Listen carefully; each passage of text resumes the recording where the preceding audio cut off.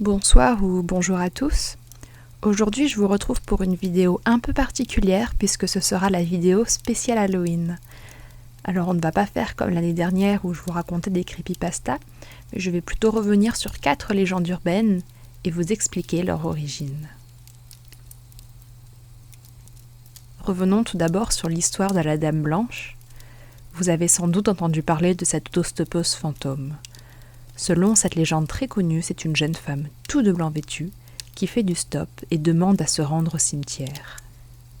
Arrivée à un virage, elle crie au conducteur de faire attention, lui évitant un accident certain. Après le virage, elle a disparu. Selon une autre version, c'est une jeune femme décédée le jour de son mariage qui n'est pas aussi bienveillante. Aujourd'hui, les histoires de Dames Blanches ne manquent pas d'effrayer les jeunes adolescents qui se racontent des légendes urbaines dans le noir. Mais d'où vient cette légende ? L'historique de la Dame Blanche est très long et remonte il y a bien longtemps. Je ne vais pas revenir sur chacune de ces sources, mais j'en ai sélectionné 2. Selon le dictionnaire des superstitions, erreurs, préjugés et traditions populaires de Adolphe de Chesnel, de 1856, la Dame Blanche est une fée porteuse de mauvais présages. C'est l'équivalent de la Banshee ou Banshee, je ne sais pas comment ça se prononce, des Écossais. Elle se montre dans les prairies et les forêts, d'autres évoquent des points d'eau. On dit d'elle qu'elle peut protéger certaines grandes familles ou encore provoquer une inondation de ses larmes. On évoque également les dames vertes et les dames rouges. Une autre source de la Dame Blanche serait les lavandières de nuit. Des apparitions près des lavoirs entraînent de la vie du linge. Elles seraient annonciatrices d'un décès, ou du moins leur apparition serait toujours liée à la mort. Selon Jacques Collin de Plancy, un écrivain français spécialiste de l'occulte, les lavandières de nuit seraient des apparitions qui demanderaient aux passants de l'aide pour tordre leur linge et qui, en retour, leur casseraient le bras.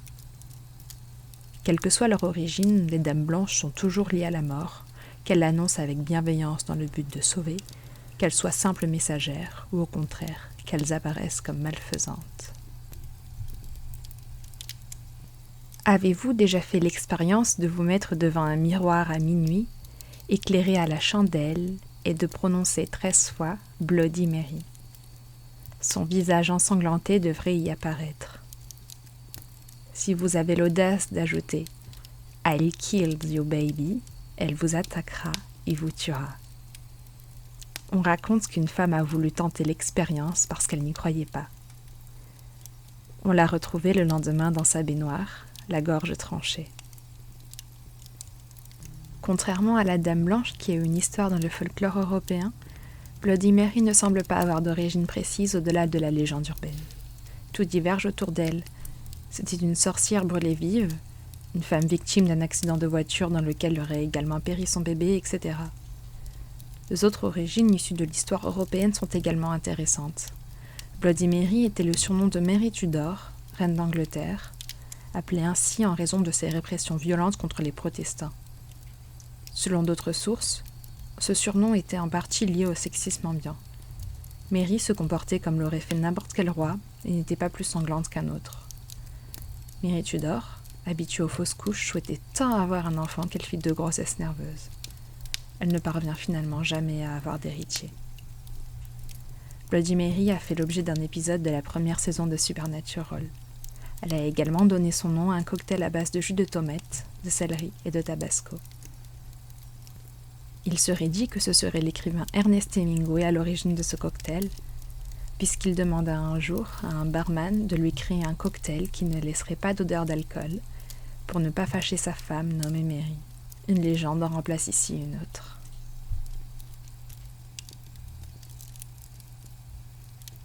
Le sida qui a tant effrayé dans les années 90 est à l'origine de plusieurs légendes urbaines arrivées dans ces temps, ainsi qu'au début des années 2000.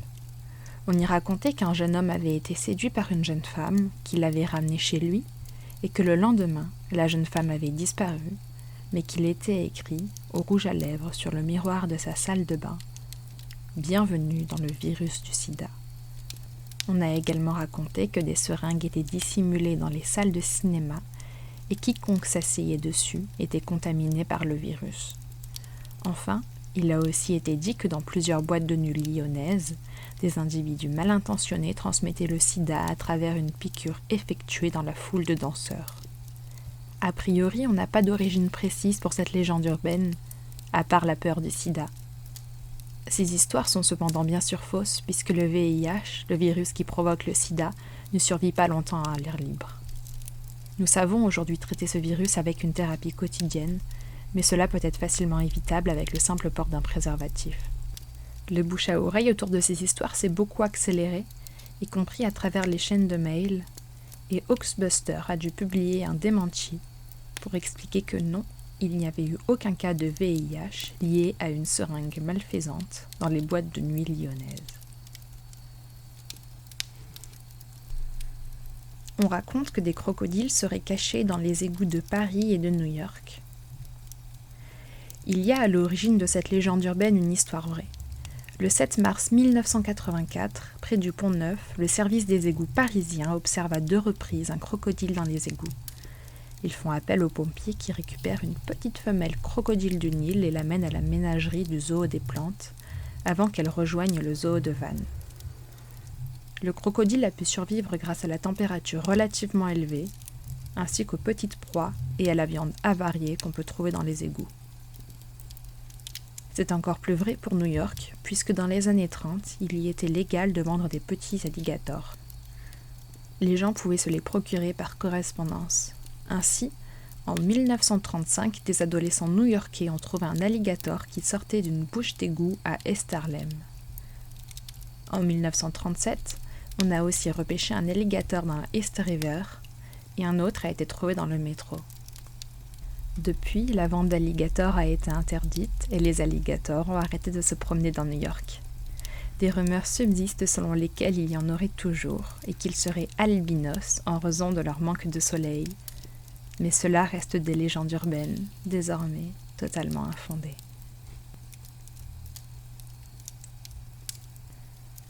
J'espère que cette vidéo spéciale Halloween vous aura plu.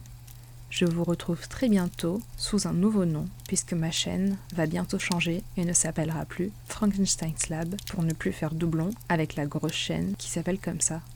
Ma prochaine vidéo portera sur Memories of Murder et j'ai déjà hâte de vous en parler.